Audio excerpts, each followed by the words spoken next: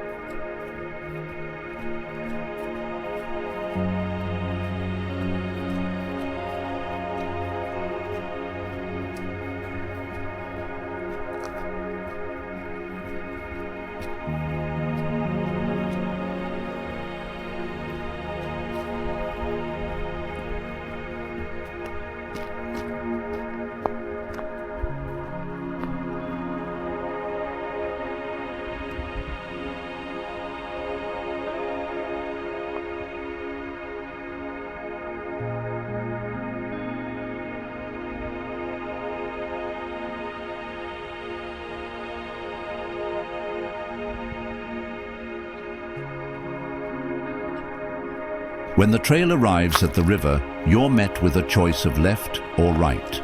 After we walk to the river, we will take the left path, which slowly descends to the same elevation as the river, whereas the right path takes you to the scenic overlooks and bluffs.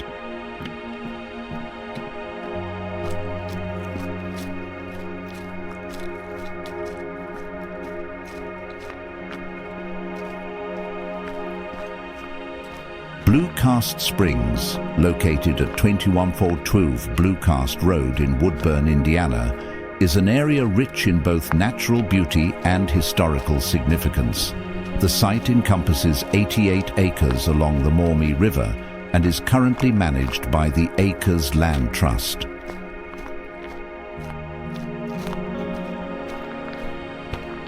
The Native Americans who lived along the Maumee River in this region relied on it for a variety of essential activities and cultural practices. The river served as a key transportation route, enabling them to travel between settlements, reach hunting and fishing grounds, and engage in trade with other tribes.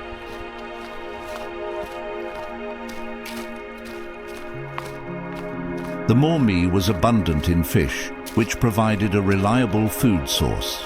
Its waters also supported fertile floodplains, which were used for cultivating crops like corn, beans, and squash.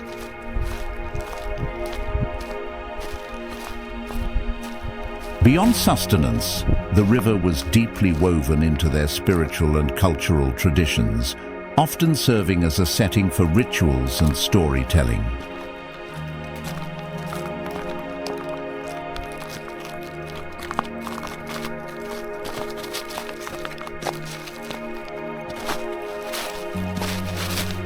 In essence, the Maumee River was a lifeline, not just in terms of physical needs, but as a central element of the region's indigenous identity and way of life.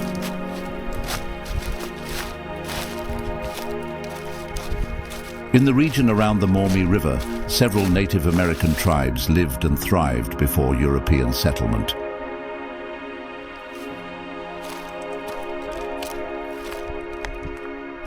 The Maumee tribe was particularly prominent, with many villages and a strong cultural presence along the river's length.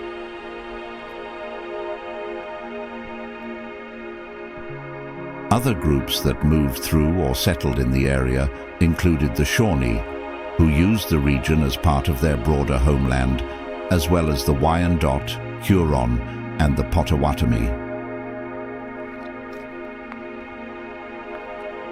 The Delaware, Lenape, also had a presence as they were displaced westward.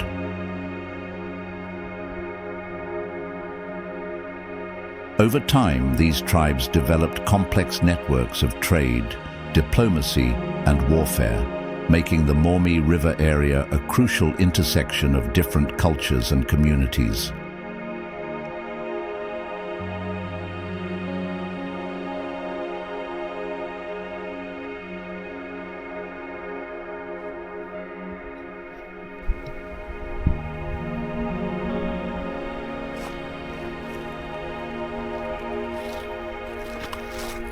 The earliest European settlers in the Maumee River region were a mix of fur traders, missionaries, and eventually farmers.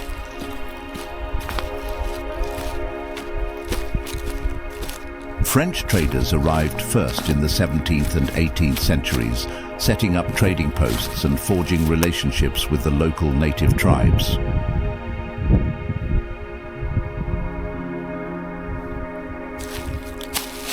They relied heavily on canoe travel, trading European goods like metal tools and firearms for furs and other local resources.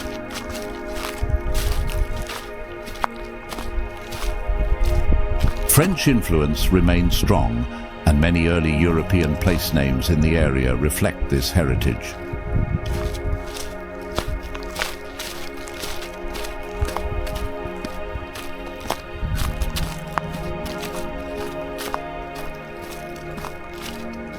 As time passed and the United States expanded westward, American settlers began moving into the region in larger numbers, especially after the Treaty of Greenville in 1795 and subsequent land cessions by native tribes.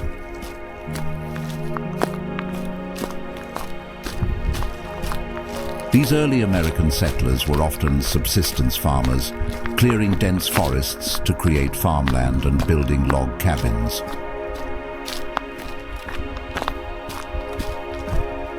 Life was tough, winters were harsh, and the work of clearing land was grueling.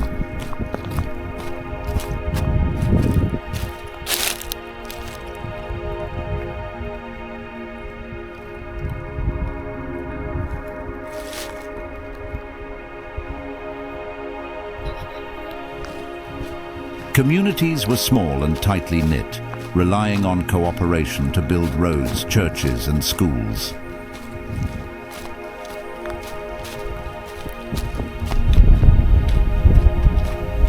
Religion also played an important role, with missionaries arriving to establish missions and convert local populations, both Native Americans and settlers.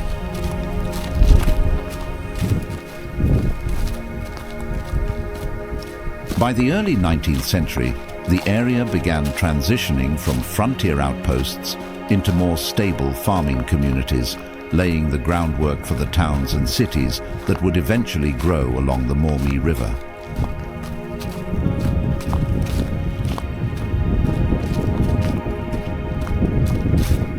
The surrounding area of Woodburn, originally known as Phelps Station, was platted in 1865 by Joseph Egerton and Joseph Smith.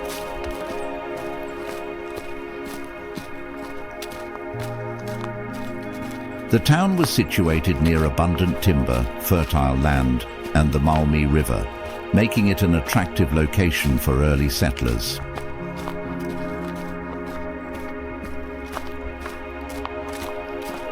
Over time, the town underwent several name changes, becoming Shirley City in 1895, before finally reverting to Woodburn in 1956.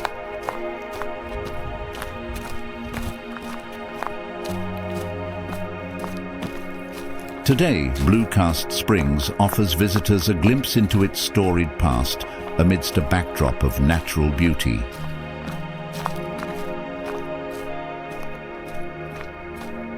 The preserve features upland oak and hickory forests, several ravines feeding into the Maumee River, and 30-foot bluffs providing scenic vistas.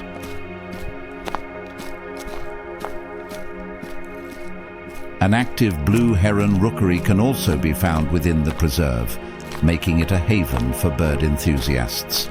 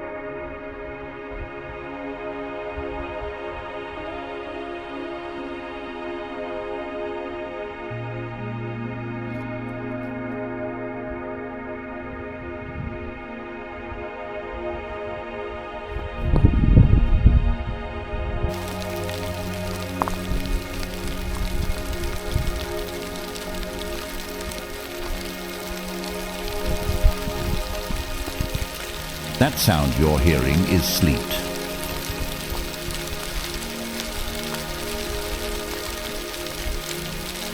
What's the difference between sleet, hail, freezing rain and snow, you might ask? Sleet. This is frozen raindrops, tiny ice pellets that bounce off surfaces. It happens when raindrops freeze as they fall through a cold layer of air near the ground. Sleet also evidently sticks to camera lenses quite well. Freezing rain. This starts as regular rain, but when it hits a surface that's below freezing, it forms a smooth, icy glaze. Instead of bouncing like sleet, freezing rain coats everything it touches with a slick layer of ice. Snow. Snow forms when water vapor in clouds freezes directly into ice crystals, forming snowflakes. It's fluffy, falls as solid crystals, and doesn't turn into liquid raindrops before hitting the ground. Hail. These are larger chunks of ice formed inside thunderstorms. Strong updrafts keep them in the air while layers of ice build up until they become heavy enough to fall. Hail is usually round and can range from pea-sized to golf ball-sized or larger.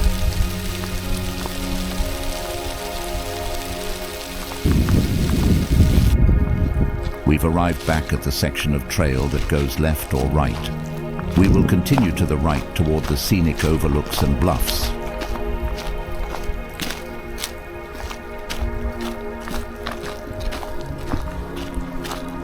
The Maumee River region is underpinned by fascinating geology that tells a story of ancient landscapes shaped by glaciers, water, and time.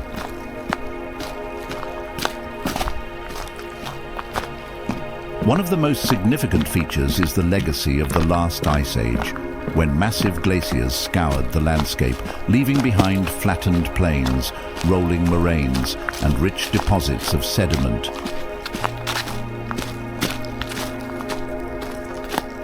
As the glaciers retreated around 12,000 years ago, they created glacial lakes, including what's now the Maumee River Valley, which formed as an outlet for the ancient Lake Maumee, an ancestor of present-day Lake Erie.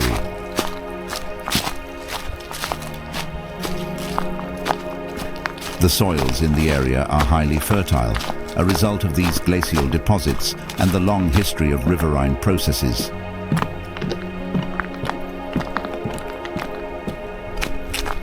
Over thousands of years, the Maumee River carved its way through layers of glacial drift and bedrock, exposing some of the underlying geology.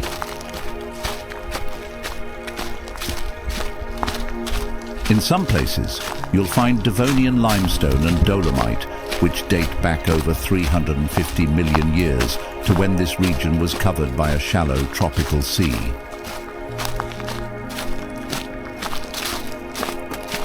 Fossils from that era, such as corals, brachiopods and trilobites, can still be found in certain areas, offering a glimpse into a time when the region was part of a marine environment.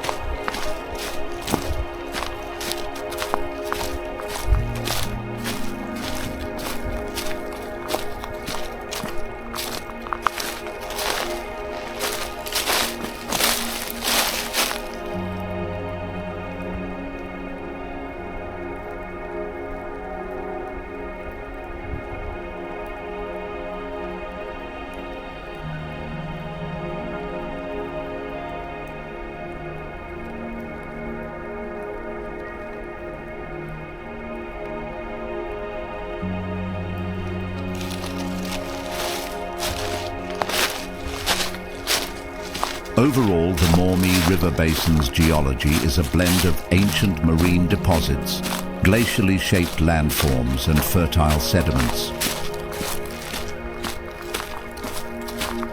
This unique combination of natural history has made the area not only a rich agricultural region, but also a compelling site for studying the forces that have shaped the landscape over millennia.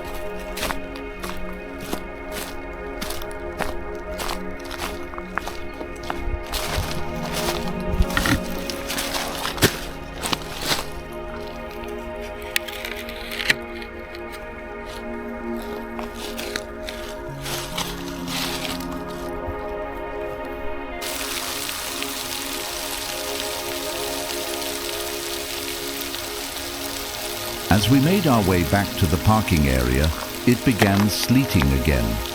From seeing the forecast, I already know behind the sleet there will be freezing rain. The sleet doesn't bother me too much, but I don't care for the freezing rain. Therefore, we will come back tomorrow to finish the trail with the Sanatorium relics.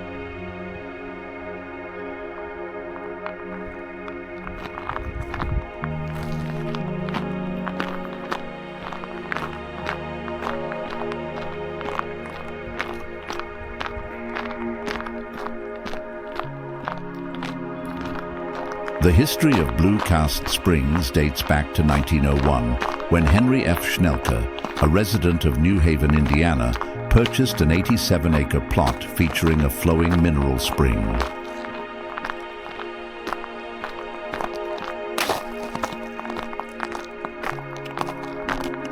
Recognizing the potential of the spring's mineral-rich waters, Schnelke began bottling and selling the water, which was believed to have healthful properties.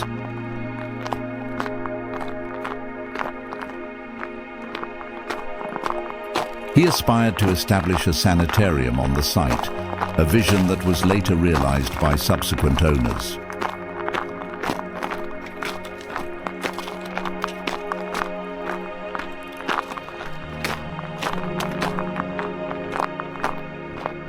The Blue Karst Sanatorium opened in 1913, offering treatments such as mud baths and promoting the spring's water as beneficial for various ailments, including kidney and stomach troubles, lumbago, neuralgia, and rheumatism.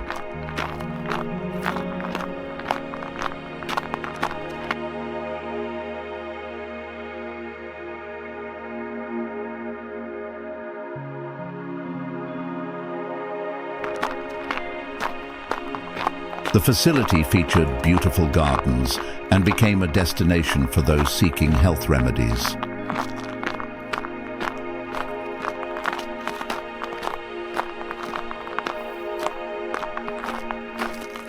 Despite its initial success, the sanatorium faced financial difficulties and closed by the 1920s.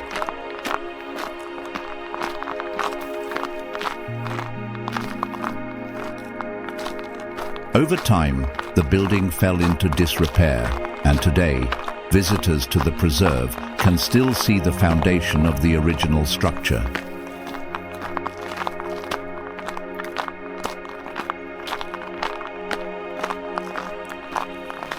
The name Blue Karst is believed to have originated from the bluish tint observed in the mineral spring's water.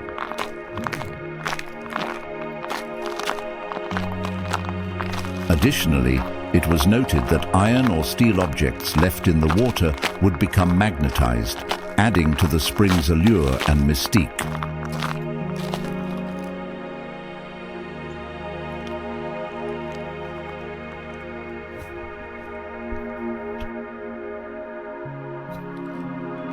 The soothing gurgle of the Blue Karst spring once offered visitors not just refreshment, but a promise.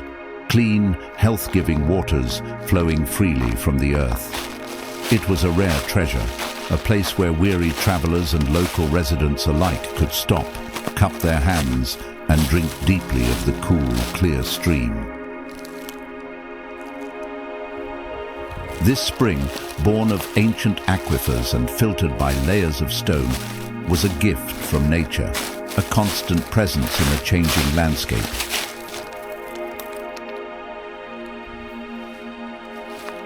For For years, the spring served as a community fixture, its waters known for their crisp taste and mineral content. People would come with jugs and buckets, filling them at the source.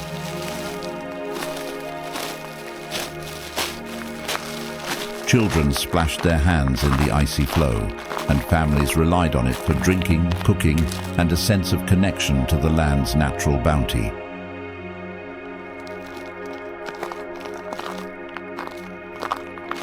But as the decades passed, human activity altered the landscape around the spring. Farming grew more intense, the fields expanded, and modern agricultural practices introduced fertilizers and pesticides into the environment.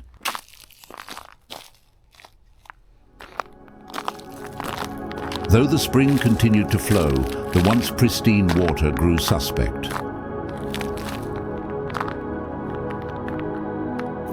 Health officials, mindful of the potential dangers, monitored the quality of the water. Over time, concerns mounted.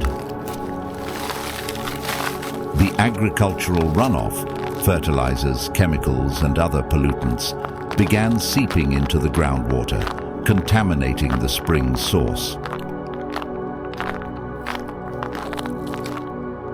What had once been celebrated as a pure and rejuvenating resource now carried invisible threats, risks that couldn't be washed away.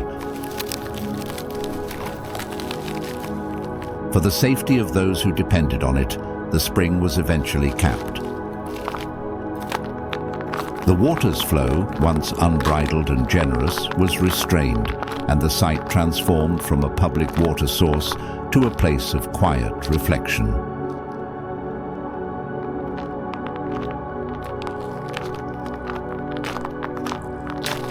Though capped, the spring remains an enduring part of the local history.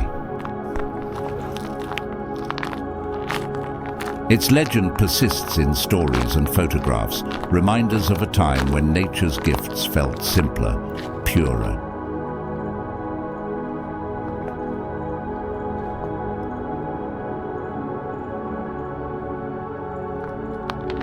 And while the spring's waters no longer fill jugs or quench parched throats, the site itself still speaks of resilience.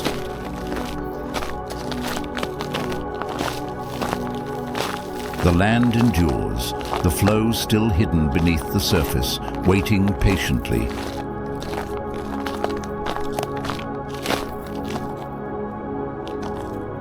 It reminds us of the delicate balance between human need and nature's fragility, urging us to tread more carefully so that treasures like this may endure, not just in memory, but in practice for generations to come.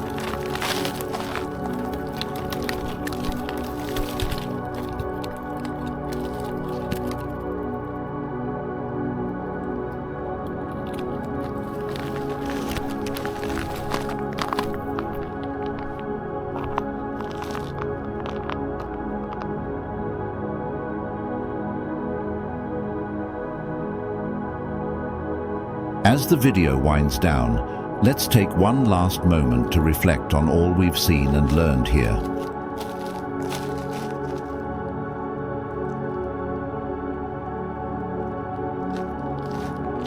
The land around the spring tells a story of time, geologic forces, native traditions, European settlement, and modern conservation efforts.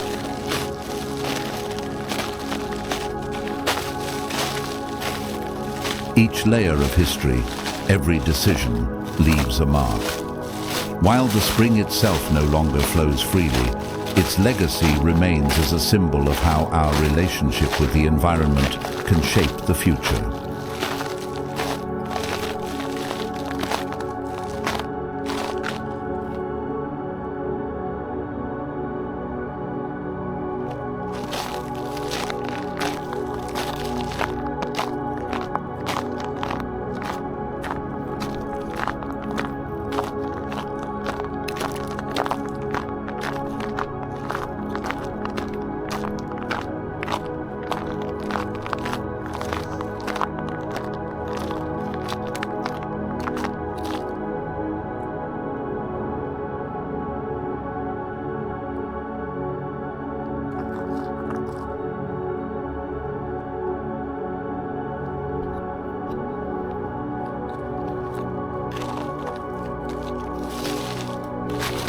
If there's one takeaway, it's this: our actions matter. The choices made generations ago, whether to settle here, to farm, to preserve, have ripples that reach us today. And as we look ahead, we're reminded that the story of Blue Karst Springs isn't just about what was. It's about what still can be. The land holds lessons, and it's up to us to listen, to protect, and to ensure that places like this continue to inspire, teach, and heal.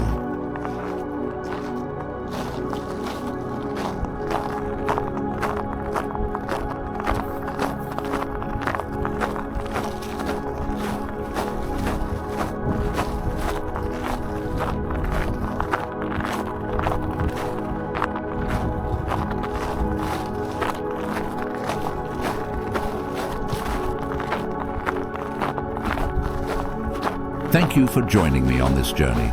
I hope you'll visit, learn, and carry the story of Blue Karst Springs with you. Until next time.